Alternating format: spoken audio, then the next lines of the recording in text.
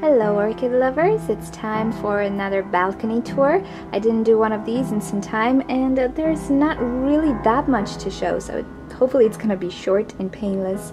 But I'm just gonna show you what's been going on, what's in bloom right now, and I'll start with my very pretty Vanda orchid. I didn't do a video on her this year with her blooms, and one of them is starting to die out. She's been in bloom for a very long time. But yeah, there we go. Here's an opportunity to look at this one once again. This is a Vanda Pachara Delight, if you didn't catch any of my older videos. It's a very, very pretty orchid and has huge blooms, as you can see. Okay, let's move on. On my desk here, I don't have that stand anymore. I gave it up. It was just taking too much space. And this is the ever-present Nellie Eiler. Of course, I have to have one of these in bloom at all times. And okay, a little update on the, what are you? Encyclia cordillera.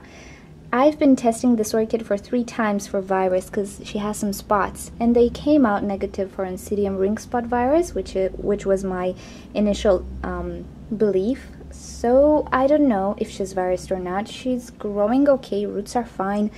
I just try to keep her as far away from the other orchids as possible. Will not water her along with the others. I'm not actually watering any orchid along with the others. Everybody has their own water and their own pot, little pot here, whether it's plastic or not. So here's a sort of a look in my balcony. The Miltoniopsis corner, doing okay. They're not in bloom right now. They're growing, except for this one. She's really pretty, smelling really nice in the morning, kind of like violets combined with roses, which is really pretty. Other than that, these guys, these guys are doing very well. Remember the Angrecum? It's actually putting out a lot of new roots here and in the pot, and also the little baby as well. He's doing pretty well, considering the fact that I did find some information that Angrecums usually stale when you repot them. So I was lucky, or I don't know. It seems to be doing fine. Also producing a leaf here. I'm happy about that. It's adjusting. It's producing roots. So hopefully this winter I'll have a flower as well. I'm just dying to see this orchid, also named the Darwin orchid. Alrighty, the Psychopsis is always in bloom. When this bloom falls, there's another one coming, and so on. Also, it is producing a new shoot right there. So he's doing perfectly well as well. Okay, another interesting thing, the Paphinia. If you remember her, we had to repot her immediately because this flower spike was developing in the pot. So I actually went for sort of a basket-like pink girly Barbie thingy. I didn't have anything else, so that's that. But yeah, the flower spike is developing and we have some buds. This orchid can produce multiple flowers, but look at this growth. She was so dehydrated and suffering, and I'm so sorry about that noise. But yeah, I will have at least 2 blooms, and right here I cannot show you this. This new growth looks really well and is producing a flower spike. It's somewhere in the pot. It's like this, but yeah, it will bloom. And just some orchids there. That's the pink Phalaenopsis deciding to produce yet another flower spike. Crazy. Alrighty, nothing spectacular going on in this corner. I'll just show you a general look. Everybody's doing fine. Well, it's somewhere in there growing. Downstairs we have a few African violets and the Cymbidium orchids. Here we have the Cymbidium we just repotted. It had the scale infestation, so let's move on. Oh, this girl. Now this one is my new favorite Camellia orchid. I did a video on this one and I told you it smells like lemon pie, something like that. Well, after about a week, after it bloomed, it doesn't smell like lemon pie anymore. It smells exactly like roses, and the fragrance actually intensified. I'm sitting next to it but at a distance and I can feel it. So yeah, pretty girl. I do love it. Too bad she doesn't have a name, but oh well. Moving on, some other growing orchids here. The Miltoniopsis, no, the Miltonia what? Miltonia Sunset is producing another flower spike and some more blooms, just opening. Really pretty girl. Also, I think this is the only Phalaenopsis that I truly love. I do No. There's the Leodora as well, the sweet memory. But anyway, I do like Phalaenopsis with very small flowers, really pretty, red. Of course, it has the red color, so I like it.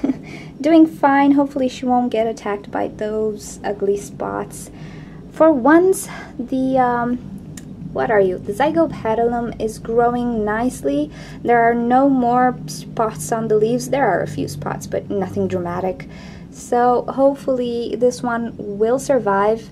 I'm not sure if I told you this, both of my Zygopetalums got those really weird spots on them. I think it was a virus eventually. They died, and I felt so sorry and decided to give it another go with another Zygopetalum. Doing well so far, fingers crossed.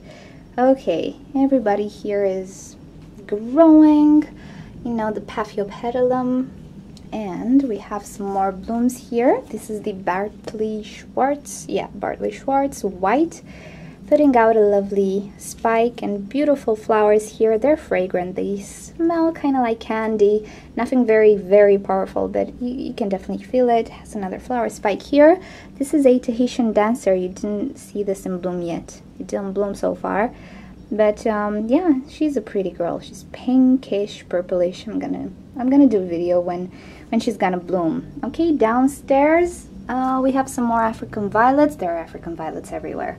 The azalea, she had an issue. I think she sat in the sun too much and got all these really yellow leaves, but then I moved it here and they appear to green up once again. She's always in bloom for some reason, always has flowers, but something's up with her and I'm not sure what this is. I do fertilize her, so I hope it's not iron deficiency, but yeah, looking kind of weird. Hopefully I'll manage to do something about it. Of course, some more African violets there. Alrighty, let's move on. Oh, upstairs we do have some more phals in bloom, just a few, and the white phal, which had 2 flower spikes this year with a total amount of 20-something flowers.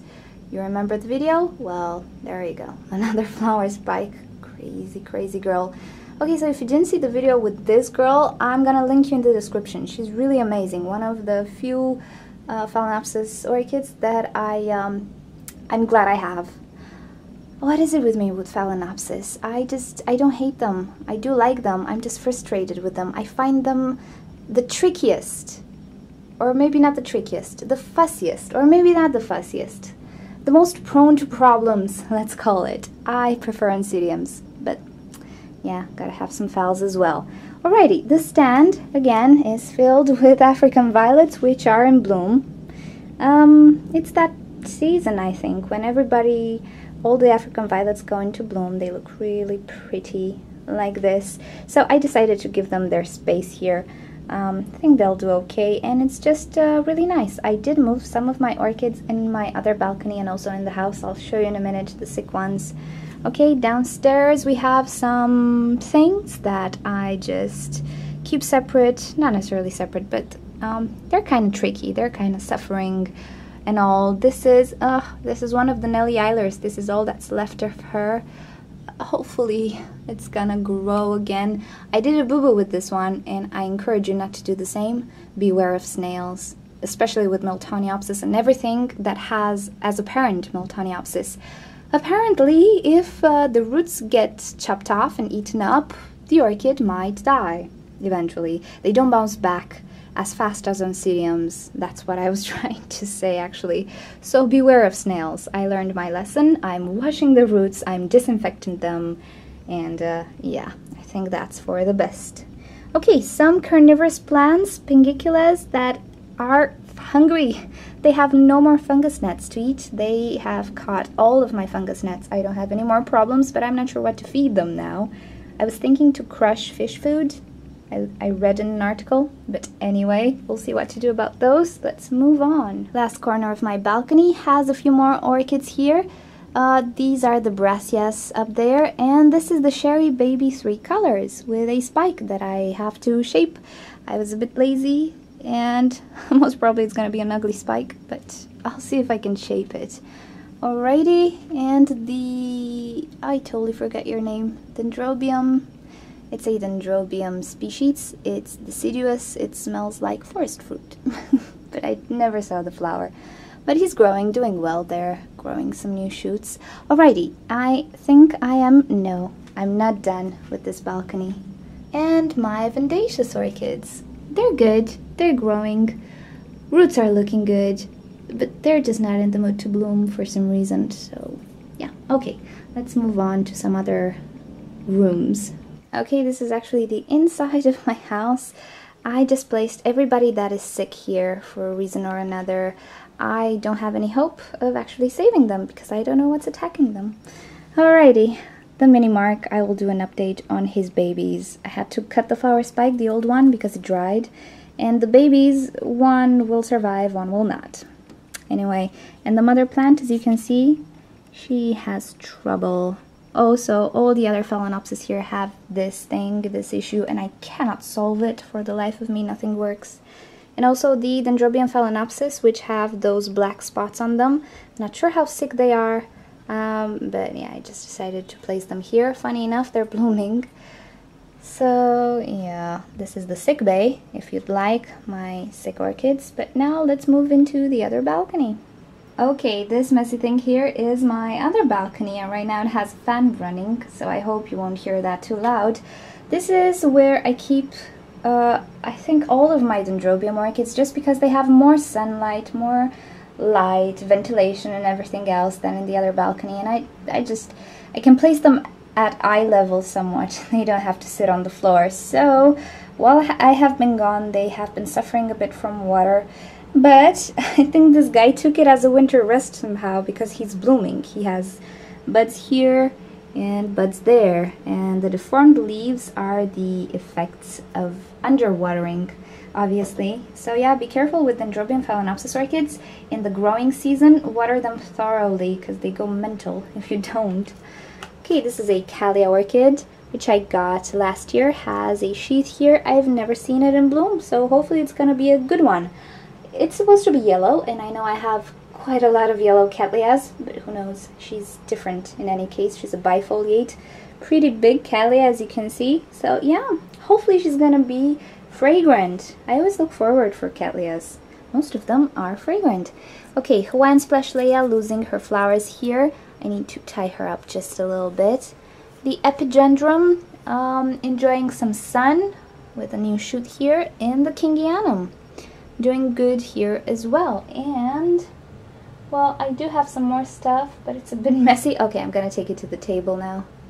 Okay, a few more things to show you here. This is a Callia orchid my friend gave to me because it was dying on her, and she's like, take it and do as you will and save it.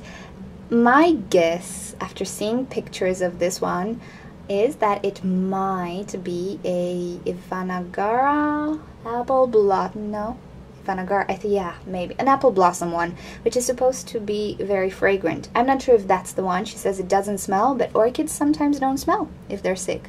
So I decided to take it in and try to make it healthy again, and doesn't necessarily look that way, but she is spectacular right now. She used to be like this one is.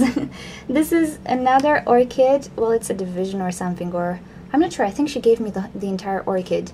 My friend gave me this orchid, again, to save and to have and to be happy with because it wasn't doing well. It's supposed to be a red Callia orchid with the big flower one. And she's doing actually great, putting out some new roots, but I did a boo-boo.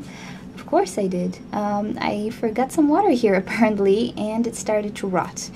Funny thing about this, so I treated with hydrogen peroxide, placed a whole bunch of cinnamon here. Hopefully I can save it, I'm not sure. But this one, I thought this was a root, but it's not. It's a new growth. So the orchid felt it wasn't doing so well, so it's producing another growth here, another pseudobulb. Also has another growth here, so she does have some more roots in the pot. All in all, she'll be fine, will look pretty again in 1 year or something. But we shall see. So yeah, remember, don't leave water in Callia orchid new growths. It's not good. Okay, this is the white Callia orchid with some new growths right here and some sheaths inside. So yeah, this was another save from last year. I think she's doing pretty well. Has some spots here. I tested it. It's not a virus, so it might be bacterial. And that's about it. We have some Hoyas there, but maybe you're not really interested in that. Okay, so this was the orchid tour for today, for July. I was hoping this would be short, but no. It's impossible for me to make short videos, apparently. But I hope I didn't bore you too much. And thank you for watching. If you want to see other videos from me, don't forget to subscribe. You can leave me your suggestions and questions in a comment below, of course, and I can try to make a video for you. And yeah, just visit reikinature.com if you want to get in touch with our community. Okay, thank you again for watching, and I'll see you next time. Bye!